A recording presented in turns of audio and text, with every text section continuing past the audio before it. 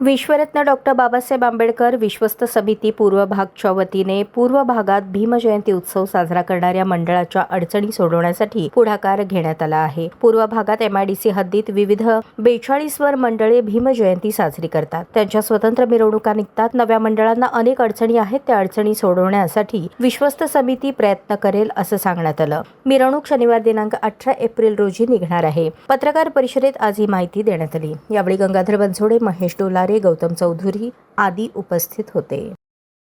आज